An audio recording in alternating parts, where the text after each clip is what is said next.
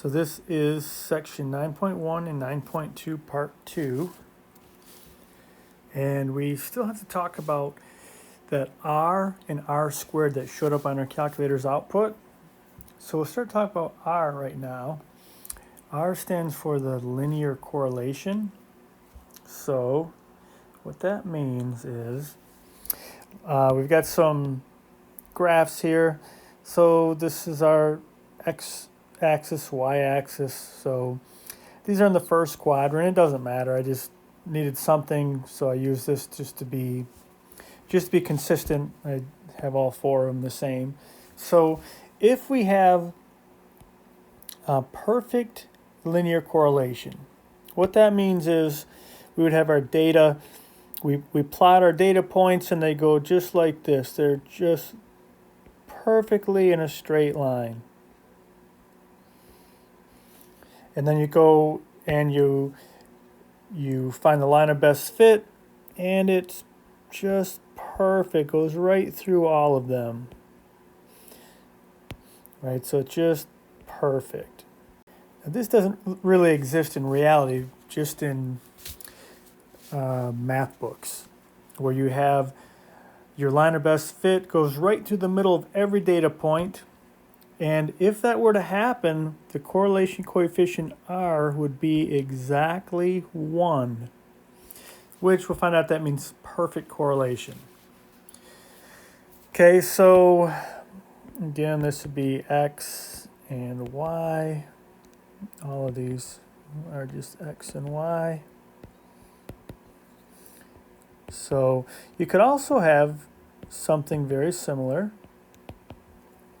where we plot our data points and they once again are going in a perfectly straight line. And our life is perfect. It's always sunny and the grass never needs to be mowed.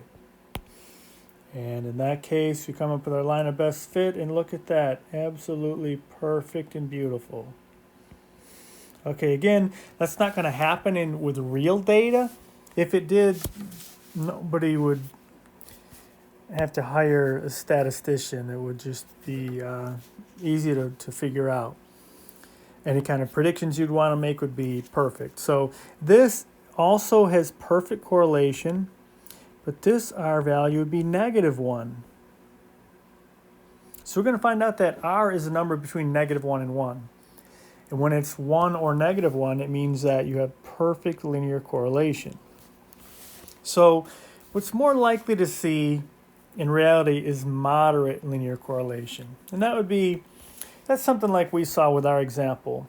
So, you have some points here and they're kind of in a line, but definitely, not perfect. So this is actually pretty decent. And if you found your line of best fit, you find your line of best fit and you go right through here and here is our line of best fit. And that's pretty decent correlation right there. So something like this, R maybe would be around, I don't know, let's just say 0.8. So R is around 0.8 right here. So it's not perfect, it's not 1.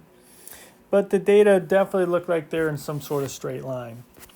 And then, same thing over here. We could have some numbers. And again, they're not perfect, but they're not bad. All right, so you find your line of best fit. You can see there's definitely, the data points are going in a line, but it's not a perfect line. But it's not bad. So maybe this would be around -0.8. So there's some correlation there, but it's not perfect correlation. So for these first two, I just mentioned something about these. These two above, this is called positive correlation.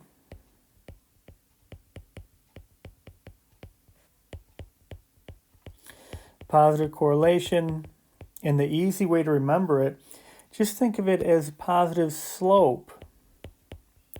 The slope of this line and this line, it's a positive slope, right? If you measured the slope of this line and this line, it'd be a positive number. The slope is positive because as x goes up, y goes up.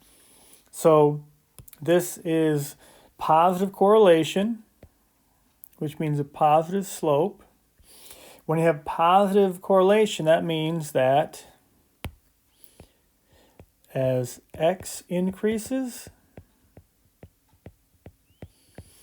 y increases. They both do the same thing. That's positive correlation.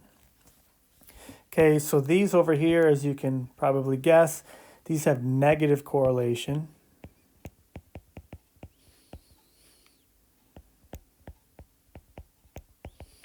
Which just means that the lines have a negative slope.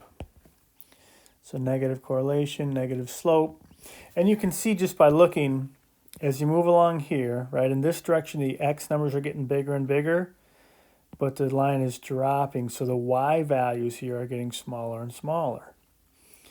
So we can say that for negative correlation, as x increases, y decreases. Okay, so that's negative correlation. So I can give you some general idea about R. Okay, R is always going to be stuck between -1 and 1. And just generally speaking, this is not written in stone, and this is not covered in the book either. Basically, if you get to, let's say this would be like, say, 0.5 and -0.5, anywhere in this area between -0.5 and +0.5, any R value here is considered a weak correlation. Just a weak correlation. If you get a correlation or a linear correlation of -0.5 to 0.5, it's considered a weak correlation. If you get to like 0.8, 0.8 to 1, generally speaking, this is a strong correlation. And also over here, if you're at like -0.8 to -1, this is considered strong, just generally speaking, okay? So just to give you some kind of idea. So we talked about moderate, and even these moderates, at this point, they would start to be called a strong correlation, especially if they were a little bit more, like maybe 0.85. But we talked about perfect correlation and kind of a moderate or maybe even a little bit of a strong correlation. But what we need to talk about still is if there's very little or no correlation. So let's say we've got X and Y here. And let's say you look at the data, you're collecting data, you look at the data, and the data line up like this. And if you have data like this, if you ask your calculator to find the line of best fit, it will find it. It's not going to be very good, but it'll probably find the line that goes through here somewhere, but it's not going to be very good. But some of you probably recognize this shape. It looks like maybe it's a parabola, so probably a better mathematical model would be a quadratic function, right? So as far as linear correlation goes, there's not going to be much of a linear correlation here at all. If you fit a line on there, you ask your calculator to find the line of best fit, it's only going to be accurate in these two spots, right? So it'll find it, but there's not going to be much linear correlation. And then you could have something like this, which is just like completely unpredictable. The data points are all over the place, and your linear correlation is going to be close to zero. It just doesn't, there's no line that you're going to fit on there that's going to be good at predicting anything at all. So let's talk a little bit more about this correlation coefficient R. And this R, correlation coefficient, or R, it actually has a super long name. So I don't know usually I take a vote and see who has the most names in their name. Like some people have a couple last names and 2 or 3 middle names. So like me, I just have 3, first, middle, and last. Nothing too exciting. But when I was little, I had this friend and he had like 7 names. And he would, because he had, I don't know, his middle name, he was named after other relatives. So he had like 3 middle names. And I think he had like 2 or 3 last names. And so, and he would always say, if anybody ever, when you're a kid, even though he's your friend, you always kind of tease each other about anything. And if you ever teased him, he'd always say, well, you only have 3 names. If your mama loved you more, she would have given you more names, which was not very nice. But we had it coming because we'd always give him a hard time about all of his names. So anyway, little r is like that. Little r is like my friend. If you want to know the full name of r, are you ready? Here's the full name. R is officially the Pearson product moment correlation coefficient. 5 names for R. So most of the time people just call it the correlation coefficient or R. But if you want to feel fancy, you can refer to R as the Pearson product moment correlation coefficient. Okay, I'm going to typically just call it R or correlation coefficient. And it is a mathematical measurement that describes the strength of the linear association between 2 variables. It is a measure of how well a linear model fits the data points on a scatter diagram.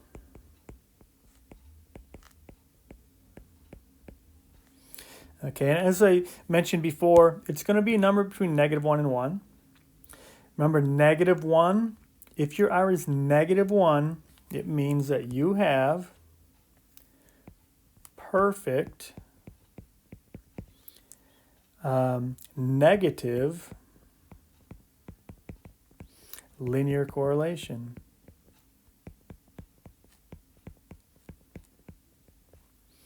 And if you have a correlation coefficient of exactly 1, you have perfect positive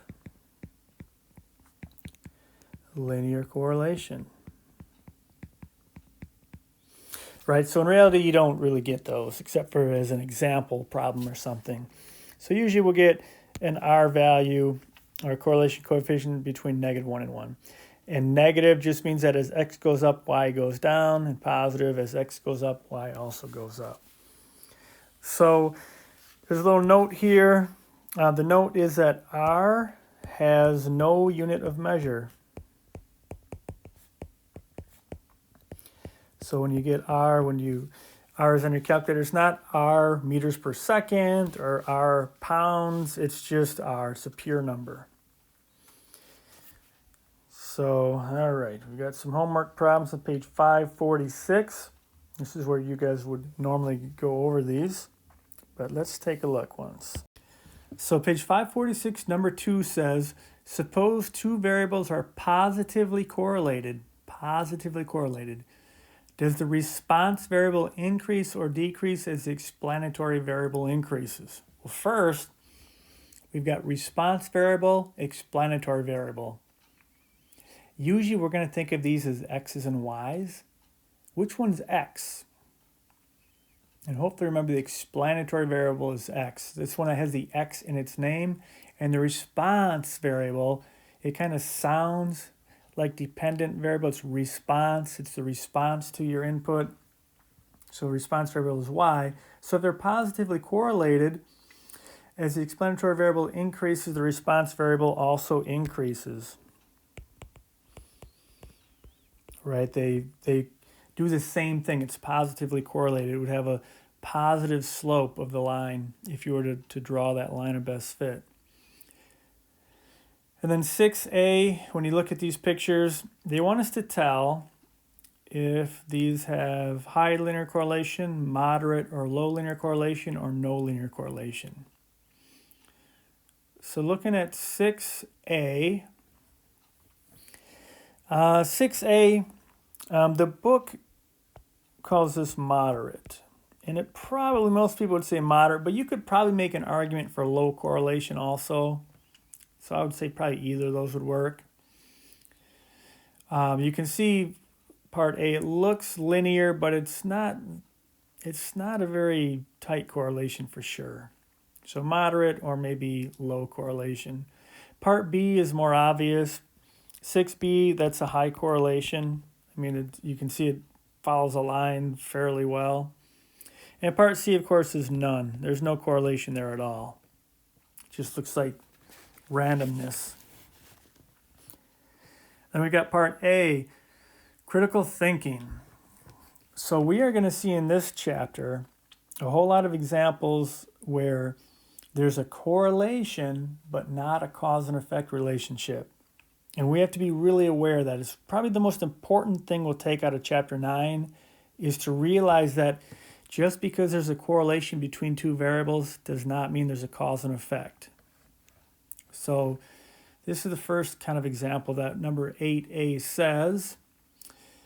Well, it starts off number 8. Over the past decade, there has been a strong positive correlation between teacher salaries and prescription drug costs. Do you think paying teachers more causes prescription drugs to cost more? Explain.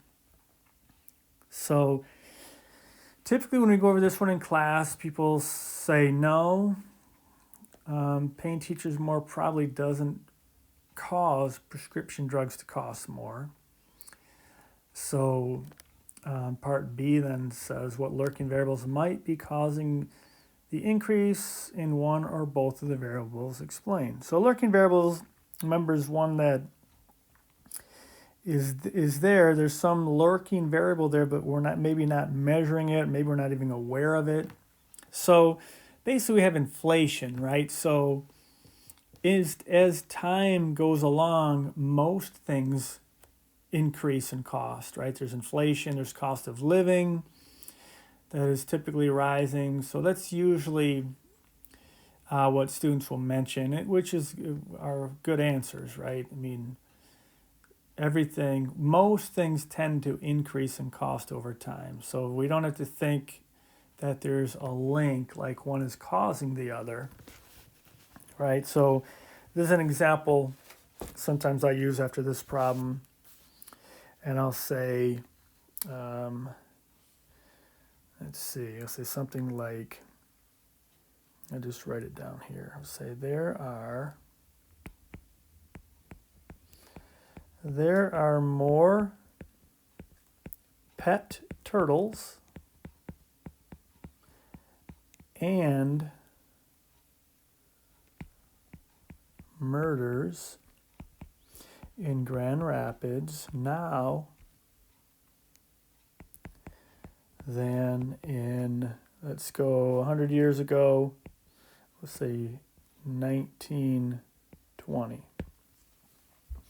Okay, this is an L. I know what happened to my turtles there. And now almost certainly this is true, right? There are almost certainly more pet turtles in the city of Grand Rapids and more murders in Grand Rapids than there were in 1920. There's probably more of almost everything now in 1920 because Grand Rapids has grown so much in the last 100 years. So if we were really bad at cause and effect, we might look at this and say, oh my gosh, don't get any pet turtles, they cause murders. But because we're not really that bad at cause and effect, we see there's almost certainly not a link between pet turtles and murders. Other than there's a correlation, they're both going up, right? They're both going up. But it's not a cause and effect. So the big takeaway from this section is this. I'm going to write this in red so we are very clear on this. Correlation is not equal to causation. We have to really be clear on this because there are all kinds of cases where there's a correlation between two things, but there's not a cause and effect. And if we're not aware of that, you can find, if you have any kind of little pet theory about A causes B, we have so much data available, you will almost always be able to find a correlation between A and B. But it doesn't mean there's cause and effect. Now, there could be, but cause and effect is really difficult to show. Correlation is really easy to show. We can show correlation if we have a TI-83 and 4 or 5 data points. That's all we need to show correlation. But cause and effect, this takes serious scientific experimentation because you have to rule out all the lurking variables that could be happening. It's really difficult to show cause and effect. It's a very difficult process. So we just have to be aware causation and correlation are different things.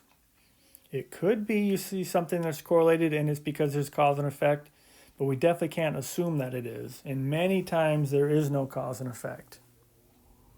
So, all right, let's see. We've got a little cause and effect. One example I use sometimes is the correlation between ice cream and polio. So when polio was a big problem, as it was for most of human history, until we had vaccines.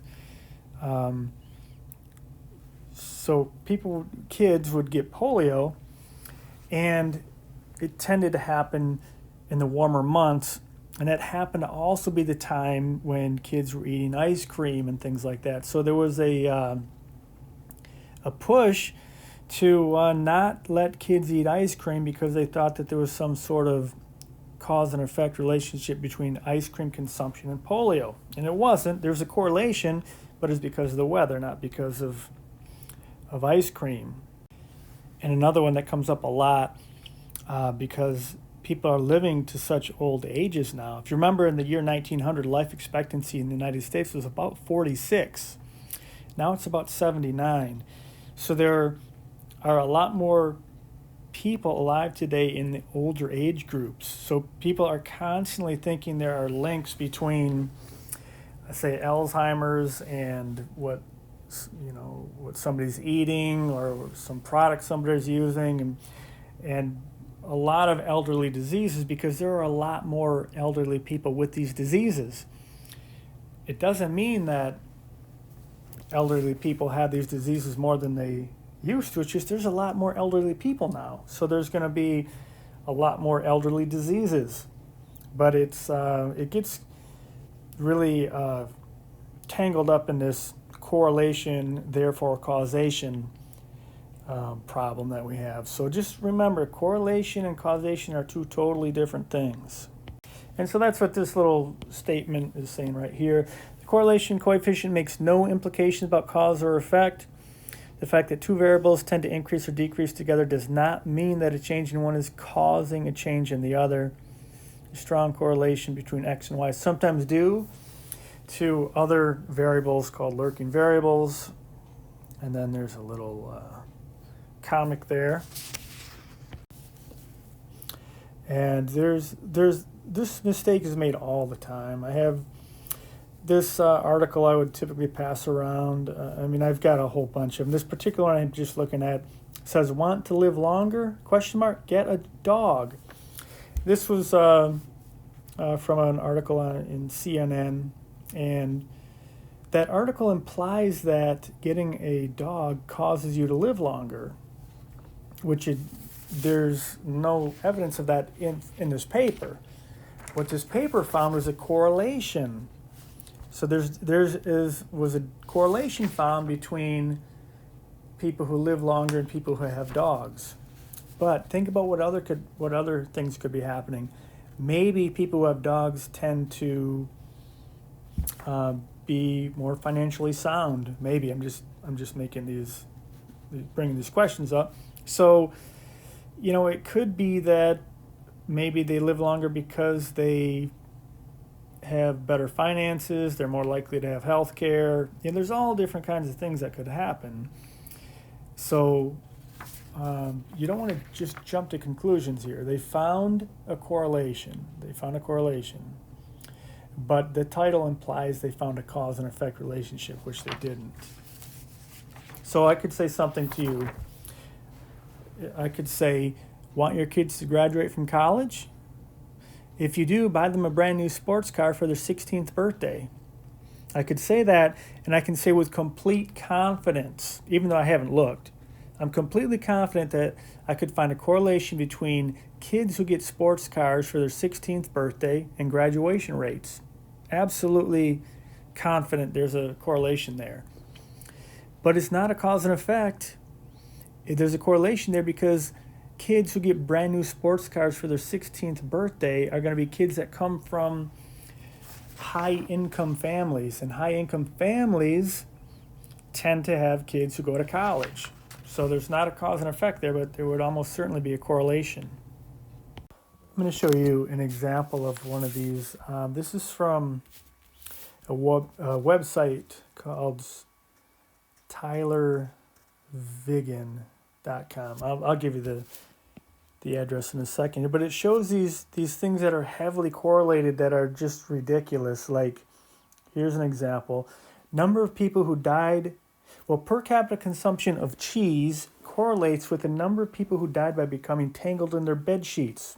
So I don't even know how you do that, but apparently it gets done. And if you look at the graph, there's a very strong correlation here.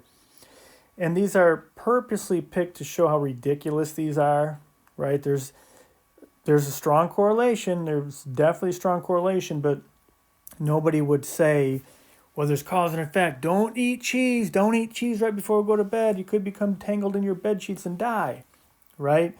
So it's there's a little thing that I pass around, a little pamphlet that I pass around when we cover this in class, and I'm going to just tell you the link so you can see it. It's got some pretty good ones. It is Tyler Vigan, I don't know if I'm saying that right, .com, or you can just Google spurious correlations.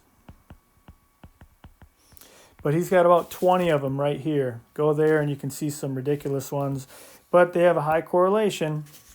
But it's meant so that we can see that even though things have a high correlation doesn't mean there's a cause and effect. And it's a good thing to keep in mind, especially with as much data as we have. As you guys know, if you listen to any politician, they can find things that are correlated and sort of state them as if there's a cause and effect. So there's correlations everywhere. It does not mean there's a cause and effect. So that brings us to coefficient of determination r squared. And r squared is actually just r squared. So think about this. If r has to be between -1 and 1, if you square those numbers, what does r have to be between? If you think about it, you're going to see that r squared has to be between 0 and 1.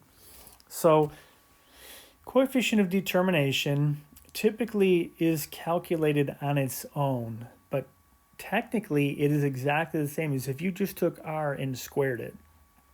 So this answers a different question though.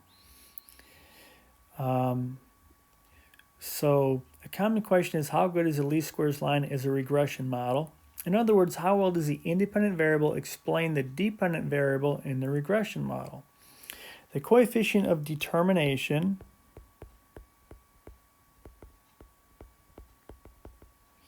helps us to answer this question. The coefficient of determination is a measure of the proportion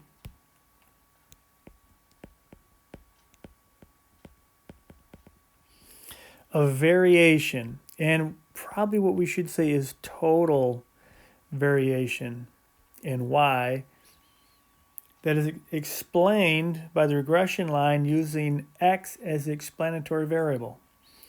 This it's a little confusing, honestly, coefficient of determination. So I'm going to just sort of read through this, and then I'm going to talk about what it means here, and it's a little technical, but I'll show you what we have to know about it. Okay, I'll show you what we have to know. We're not going to know all these details, but I'll show you what we will have to know. But it's a measure of the proportion of total variation in y that's explained by using the regression line, using x as the explanatory variable. If r equals 0.9, then r squared equals 0.81. Like I said, if you take 0.9 and square it, you get 0.81. But here's the important part. Here's what we have to know. If you did get a coefficient, or if you got a correlation coefficient of 0.9, r, then you would get a coefficient of determination of 0.81. And here's what we have to know.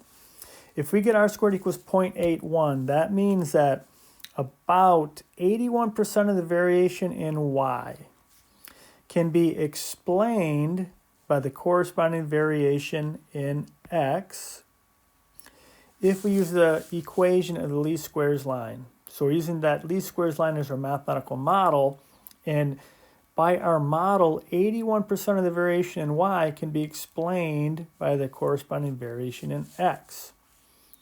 So if 81% can be explained, that means there's 19% left.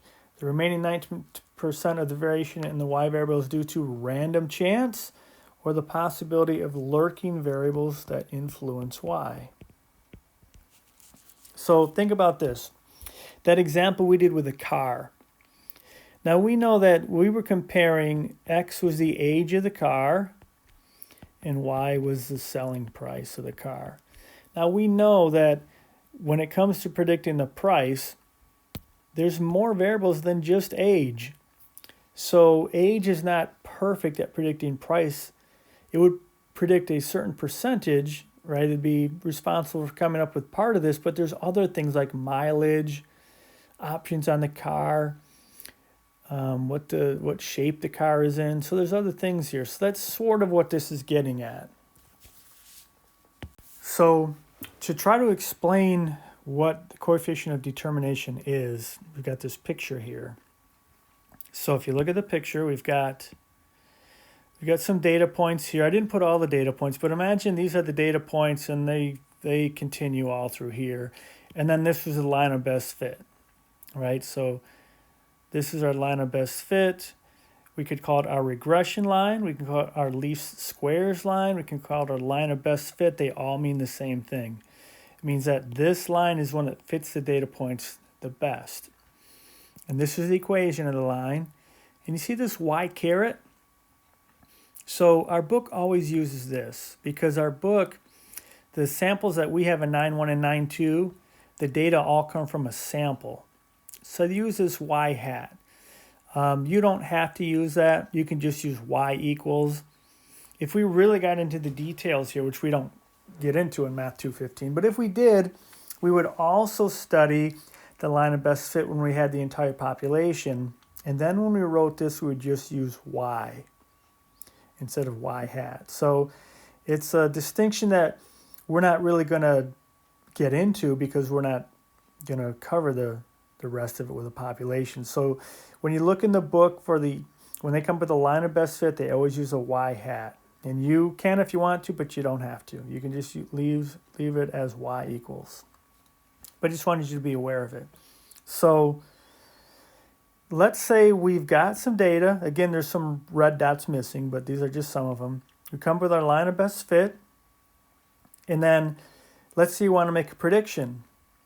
So it'd be sort of like this. Let's say your friend has that car lot from the first example today, or from this section, and with the Ford Taurus car data, and he says to you, hey, I've got a car, it's 7 years old. What do you think I can get what would be the selling price? And let's say you don't remember the model at all. You can't remember the line of best fit, but you have the original data there. So what you could do is just say, well, I don't know, but I can tell you what the average car sells for. Like if you just took the average Y value in that list, you look at all the selling prices and just took the average selling price, you could give your friend that information. It wouldn't be super helpful, but it'd be something. That's what we've got right here. Y bar. Remember, the bar means the mean. It's the average. So if we were to take every one of these red data points, and there's more missing, and we took the average of the Y value of these points, it would be this bar right here.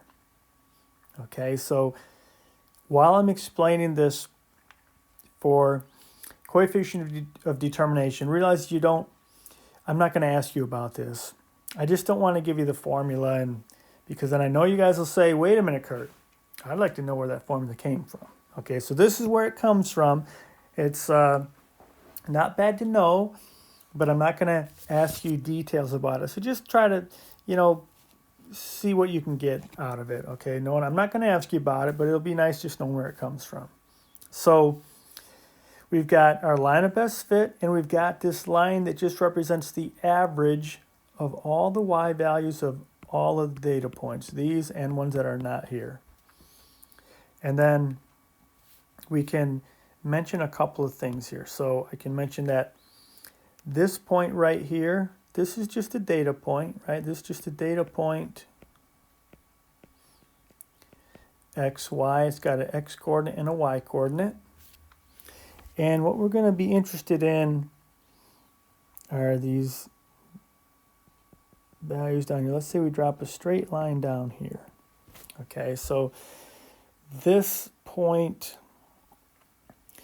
this gap right here, the distance between this y coordinate and that y coordinate is going to be y hat, right? Y hat, take away y bar, right? Like if this is 10 and this is 8, this y coordinate is 8 and this y coordinate is 10, isn't this gap going to be 2? You would just subtract them.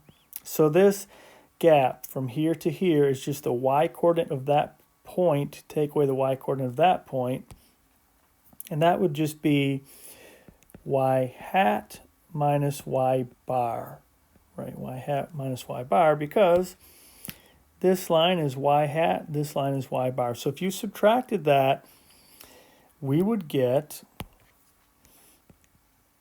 a difference, and this is called the explained variation.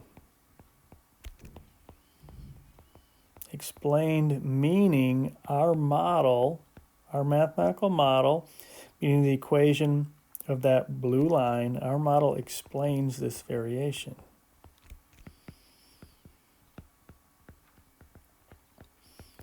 What that means is our model, this blue line says, okay, for this x, whatever this x value is, go to the average y value, and then according to our model, you should go up this much more, and there's the point you should be at. Now you can see that our data point's up here, right? So the model, it can't possibly predict all these perfectly because they don't lie in a straight line. So this is called the explained variation. Our model explains this gap between the average and the line of best fit, but it doesn't know why it's not here. Our model doesn't explain this gap. Now this gap is going to be this y coordinate, take away this y coordinate, which is the y hat. So this gap here, that gap is going to be y take away y hat. And this is called the residual, which is like the error, right? The error. Like our model says, well, for this input x, the output should be right here, but it's actually right here. So our model made this error. Remember, the line of best fit minimizes these residuals or these errors. This variation is unexplained by our model. Okay, this is unexplained.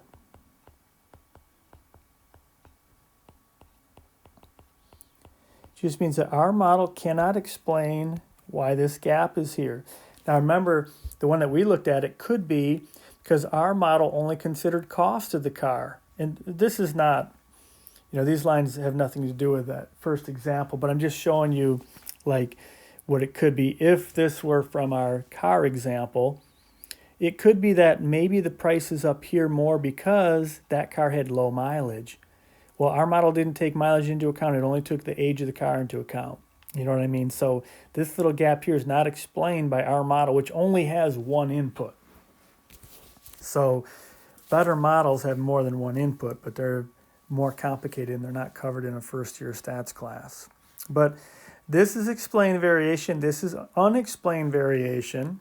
That's basically what we need to know. Explained, unexplained, and then we just need total variation. And total variation is just this gap here. That should be consistent. That one needs to be black. And that one is the total variation. So we've got explained variation, unexplained variation, and total variation.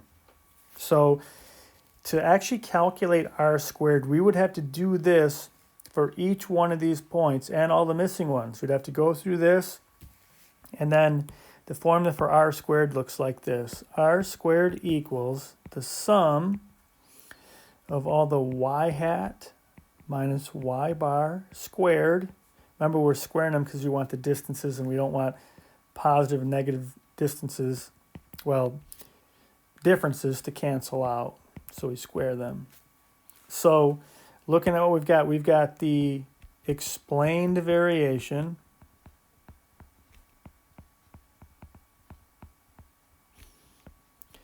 And then we've got the total variation.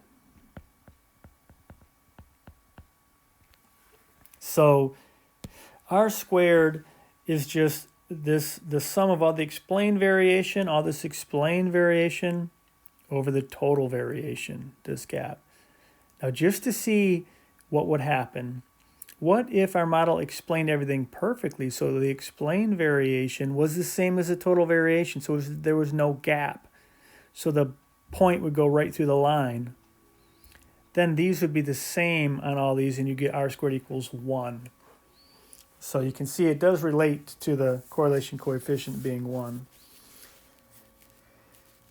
So that's where it comes from. We're not going to have to use this formula to calculate. When we need to find r squared, we're going to find it on the calculator using that command we looked at earlier. We're just going to use the linear regression command on the calculator. So we just need to know how to find r and r squared. We're not going to find them by hand. And then we just have to know what they mean. So this next example we look at, this is pretty much everything that I would expect you to know. So there's some of the things in the book where they want us to calculate things by hand, which I'm not going to ask you to do any of that, because honestly, nobody really does that. So everybody uses technology, because to calculate it by hand, to really do it by hand, you need multivariable calculus. So sometimes this book will ask us to calculate little pieces of that by hand, but it doesn't add anything, in my opinion. So we're just going to use a calculator to get the numbers, then we just have to know what the number means. So for this example, number 18 on page 569, this is actually kind of a classic example, and some of you may have seen this, where there's a relationship between cricket chirps and temperatures. And we've got some data here. X is a random variable representing chirps per second, and Y is a random variable representing temperature in degrees Fahrenheit. So you may have seen this example before, but that's one we're going to take a look at.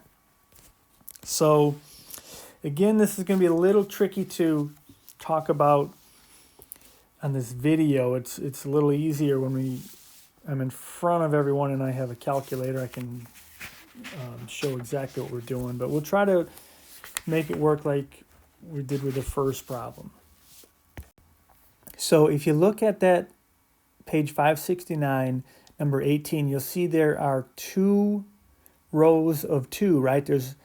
There's a row of X and Y, then there's another row of X and Y, because there's a lot of data points that couldn't be put onto one row.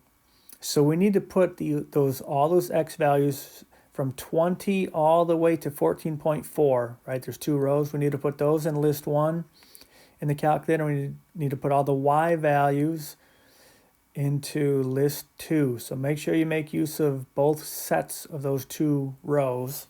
We need those to go in list 1 and list 2. Okay, so follow along with me if you would. And we want to make sure that in list 1, so we go to stat edit, right? And we have list 1, we have list 2. List 1, we want to put 20 or 20.0, it doesn't matter. And then the Y would be 88.6. Then we'll have 16 and 71.6. So we put all those X values in list 1, all the Y values in list 2, and make sure you go all the way to the bottom. So you have 14.4 and 76.3. So there's 15 pairs of numbers there that we need. So we'll have all of that in the list. And then we want to pretty much repeat what we did with the first problem with that Ford Taurus problem. We want to draw these. We want to, or have the calculator graph the data points. So if you look at the window that we're going to need on the calculator, just kind of looking at the data. So the window, we're going to have X values, right? And we're going to have Y values. So looking at the X values, it looks like we need a low. The low is like, what, 14.4. And the high is, what is it, 20? Around 20. So I'm going to do this. I'm going to go for X. I'm going to go between 14 and 21. I'm just looking for a window that will cover all the X coordinate, or all the X data points. So if we have a graph and X goes from 14 to 21, we'll cover everything. And then the Y is the temperature. Remember, X is chirps per second. Y is the temperature, and it looks like got a low temperature. It's like maybe 69.4. So just to make sure we cover everything, I'll just go from 65 to 95. So that'll cover the high temperature too. It looks like the high temperature is like 93.3 or something. So again, this is the temperature in degrees Fahrenheit. So if we have our window, so if we're going to graph all the data points, right, we need to make sure that we can see them all. So if we're going to make a graph, we could let X go from 14 to 21. That'll cover all their X values. And for Y, if we go 65 to 95, that'll cover all of our temperatures. So we need to change the window to reflect this, right? So to do that, we need to hit the window button. So the window is the one right underneath the screen on the computer, right? You need to hit the window button.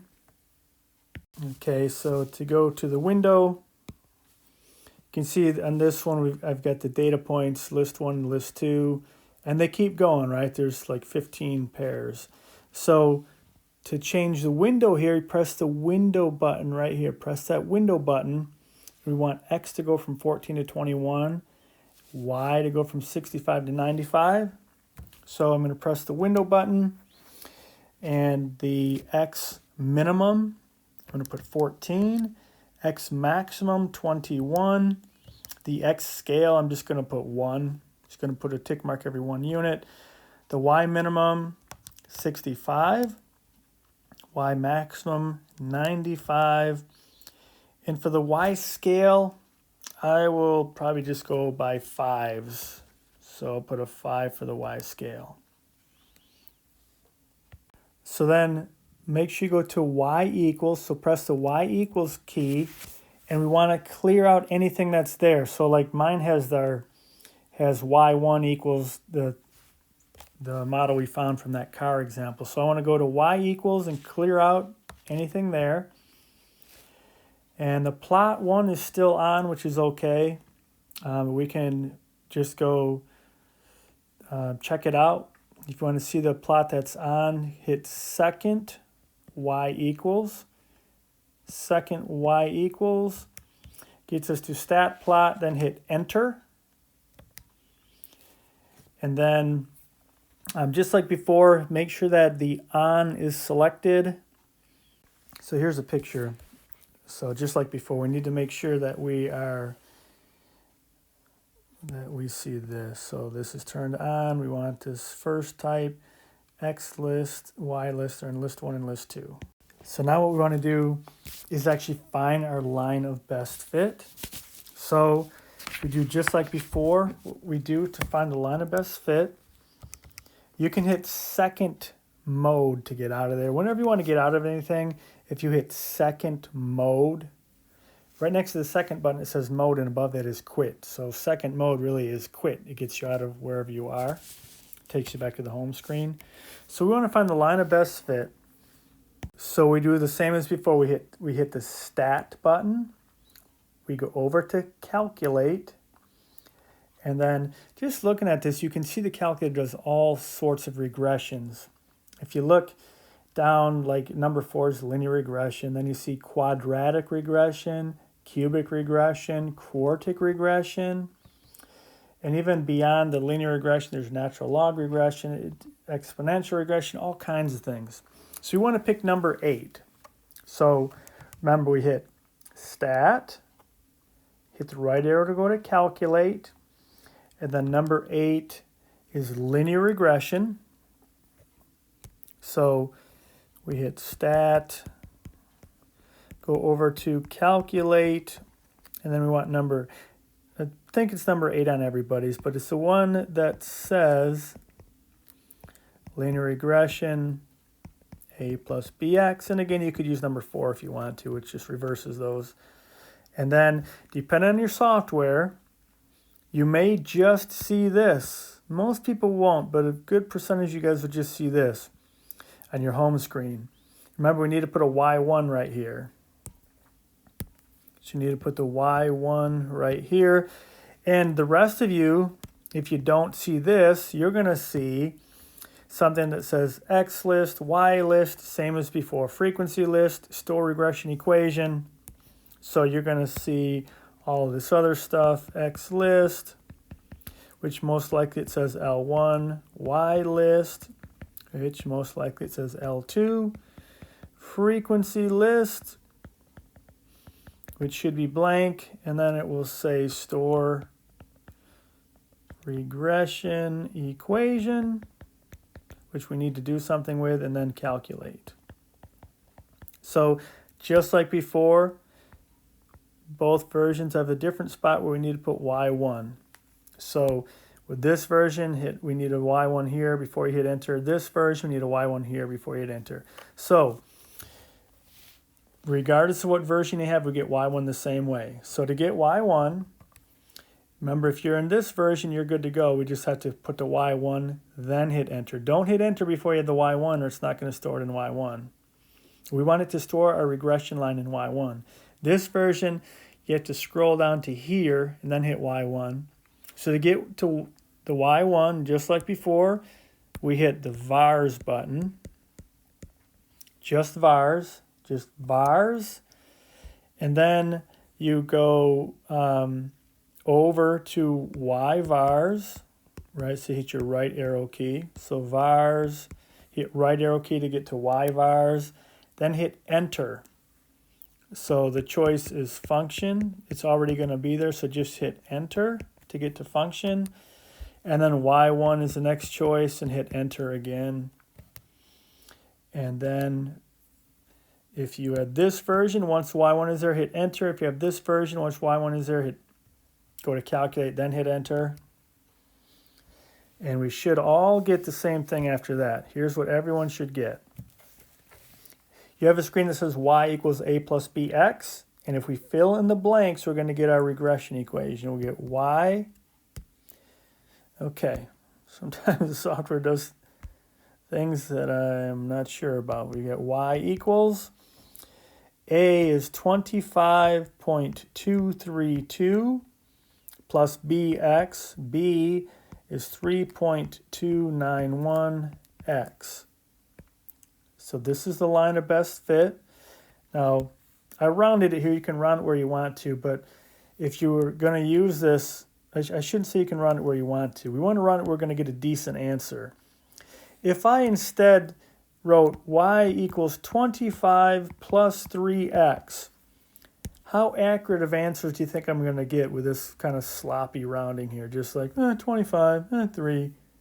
You're going to get bad answers. This is going to be very bad at predicting things. So don't want that. We want some decimal places, 2 or 3 at least. Right, 25.232. I've got some decimal places here. 3.291x, because this is a mathematical model I'm going to use to make predictions. So you don't want to do something like this you're just going to get bad predictions. Also looking, it tells me that r squared equals 0.697, r equals 0.835, and if you don't have r squared and r, look at the beginning of the video.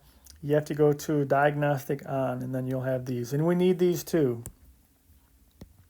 So we're going to need these. So because we ran the program with the y1 there, it means that it stored this regression line in our y equals. So if you press the y equals key on your calculator, you'll see this. It'll have more decimal places, but this will be there. Then if you hit graph, you should get kind of a messy picture, but you should get a picture of all the data points with our line of best fit going through it. So it should look something like this if everything worked out okay. So you can see you got the scattered data points and our line of best fit, and that's the best line available. That's the line that reduces all these residuals better than any other line can do. So looking at our R, we've got a R value of 0.835, or in other words, the correlation coefficient is 0.835, which is, it's in most people would call that a fairly strong correlation. So you can see the data are linear. It's not a great correlation, but it's pretty, decent. It's a strong correlation. R squared is 0.697. Now, the thing we haven't talked about yet is this. So when I ask you about one of these questions on a test or a quiz, I'm going to give you the data, and we need to be able to find this line of best fit. We need to be able to find R squared and R. The calculator will do all of the work for us. What we have to do is explain what R squared means, which I'll show you in a second. We also have to use this mathematical model to make predictions. So if you remember what this was, Y is the temperature, X is the chirps per second. So according to this model, if we plug in chirps per second, we should be able to predict the temperature, right? So that's what our model is going to do. So here's what we can say about R squared. When you look at R squared, so we look at R squared here, and what this basically means is that approximately 69.7% of the variation in temperature can be explained. And then if 69.7% can be explained, that means that 30.3% is not explained by our model. In other words, it's unexplained. So it could be that there are other things at play here other than the temperature that's affecting the crickets chirping. Right? Maybe they're a certain age, maybe they're hungry. There's other things at play here. So our model can account for 69.7% of the variation. So I'm going to write this out very kind of wordy, but I'll tell you the question I'm going to ask on a test. I'm going to say, what percent of the variation in Y can be explained? And all you need to do is realize that R squared gives you the explained variation. Just write it as a percentage. Whatever R squared is as a percent, that's the explained variation. Whatever's left is the unexplained variation. And that's all we need to be able to do about R squared.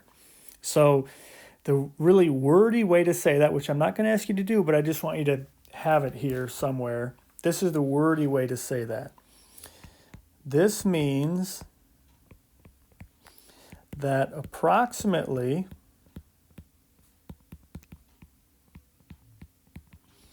69.7% of the variation in Y, which in this case is temperature, can be explained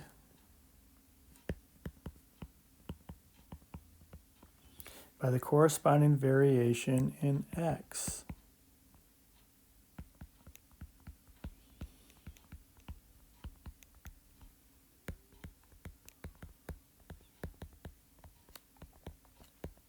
which is chirps per second.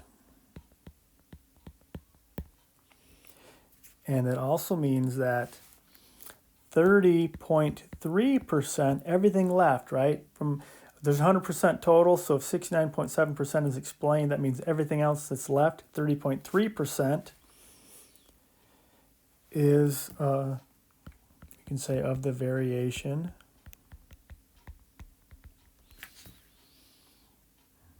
in Y, which again, in this case, is temperature. So the other 30% is attributed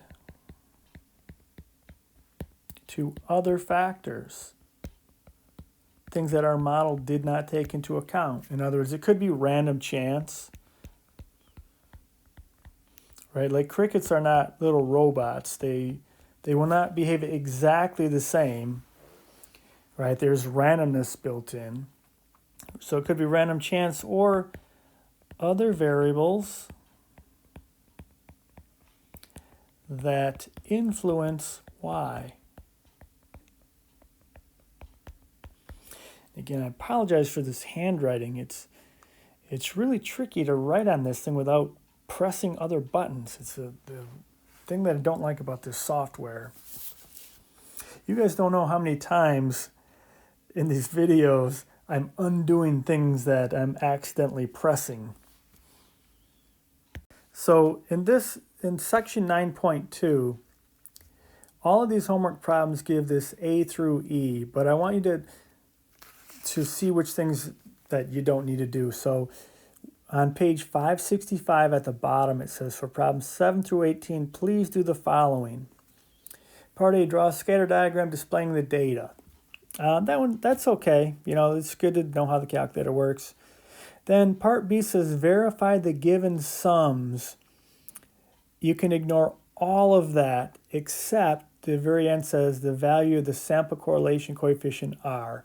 We need to find R using the calculator, but all that other verify the given sums, it says sigma X, sigma Y, you can ignore all of that. All I want you to do is find the line of best fit, find R, and find R squared using the calculator.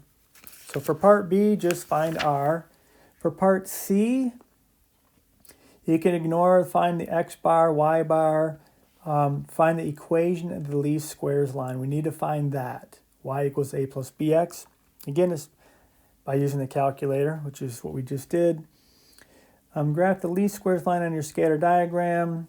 You can do that again. That's just getting practice with the calculator.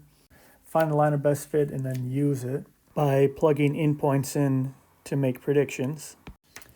And then the interpretation, make sure you can answer that part. Part E, what percentage of the variation Y can be explained by the corresponding percentage of variation in X in the least squares line? That's just going to be R squared as a percent. What percent is unexplained? That's going to be the rest of it, like 100% minus R squared as a percent. And then they're going to have a question that I want you to definitely be able to do, which is part F. And if you look back at problem number 18, part F says, what is the predicted temperature when X equals 19 chirps per second? Okay, so to do that problem, we can look at our mathematical model right here, right? If you look at this model, and we know that X, remember what X is going to be chirps per second, Y is temperature. So what is predicted temperature when X equals 19 chirps per second? Just plug 19 right here. We need to be able to use the model. Plug a 19 here. Or it's even easier, use the table in the calculator, right? Like we did with the earlier question. So the easiest way to do this is go to second graph. That gets you to the table. And just plug in 19. If I plug in 19 there, it tells me 87.763.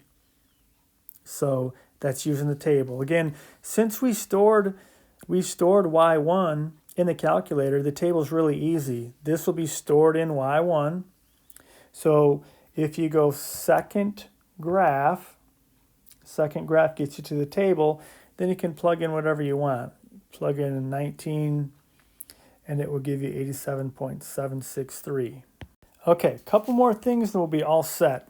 Interpolation is predicting y values for x values that are between observed x values in the data set. Now, normally it's safe to do that. So, for example, if we look at our graph here, and if you remember how we set this up, we had our x values. We went for x from, let's see, where did it go? 14 to 21. So in other words, this right here, this is 14, 15, 16, 17, 18, 19, 20, and this is 21. And over here we went from 65 to 95. So we had 65, this would be 70, 75, 80, 85, 90. So we went like this, right? So interpolating is using these values right in here between 14 and 21. It's usually safe to do that because we have data from there, right? We know how this data behaves. So if you want to know what is the temperature if we hear 18 chirps per second according to our model, this one was interpolating, and we can find it just by plugging into our equation. So to do that, we could use that equation that we came up with, right? We had y equals 25.232 plus 3.291x. Remember, when you look in the back of the book, they may put a y hat there, right? They may use this. It doesn't matter. You can use y or y hat. But to figure this out, we'd plug 18 in for x, right? So we would take this 18.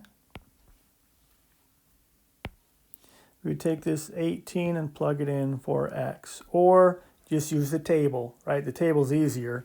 Either way you go, if you plug that in, we're basically finding this. We're finding y at 18. So you plug the 18 in, and you get around 84.47 degrees. So it's probably pretty safe to do that because we're picking a number and we've got data points surrounding that number 18. We're interpolating, right? So we're in here. So the other thing, though, that they're going to ask us about is extrapolating. So extrapolating, that is predicting y values for x values that are beyond observed x values in the data set. You have to be careful when you're doing this. So we want to be careful with this, and it kind of makes sense if you think about it, because if you look at this, now if we're going to extrapolate, we're going to pick values way out here or maybe way out here.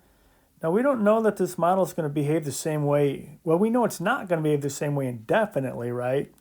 So when we're predicting things like 30 or 50 or 2, we have to be a little careful. We shouldn't feel real confident about those. Maybe if they're right outside, like maybe 12 or 23 or something, we could be confident or fairly confident. But when you extrapolate, we're taking a chance here because we don't know that this model holds steady. Okay, so that's what they're getting on this in this case. So if we wanted to predict the temperature, if we hear 2 chirps per second or 40 per second, well, we could go y of 2, or if you prefer y hat of 2, it doesn't matter. Or y hat of 40. And again, we could either plug these values directly into the formula up there or use the table. But either way you go, you get about 31.8 degrees or 156.9 degrees. Now, I'm not a cricket expert, but I do know that this has never happened. Did you ever go out in the morning in January and say, oh my God, the crickets, they sound so good out here? They probably don't behave the same when it's below freezing. So I'm guessing that this model is going to break down below freezing. And also here, if it's almost 157 degrees, I'm guessing that this model won't be accurate. So just keep that in mind. When we're extrapolating, we're going beyond observed values, and we shouldn't be real confident in our answers. And then the other thing here is just a reminder again. This is, like I said, one of the more important things that we'll get out of this chapter is this. Regression analysis only demonstrates numerically how one set of data relates to another. Only through carefully controlled scientific experiments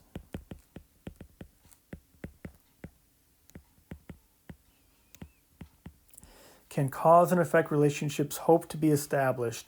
So we can't just put some data in our calculator, do a linear regression, and say, look at that, I've shown cause and effect. Research would be so easy if that's the way it worked, but it's not. Showing cause and effect is a very difficult process. So keep that in mind. It's really easy to show correlation. And if you are going to show cause and effect, like if you believe there's a cause and effect relationship and you want to show this, step one is show there's a correlation. That's step one. And then the real work happens, because it's so easy to think you've shown cause and effect and somebody can just easily mention, what about this other variable? Did you measure for that? Did you control for that? And if you didn't, then your research sort of just doesn't count anymore. So it takes a lot of time. So just keep that in mind. Correlation is not equal to causation. Super important for us. And then the little note here, we don't calculate any of these by hand. The calculator does the work for us. So that should about take care of it. So try the homework and let me know if you have any questions.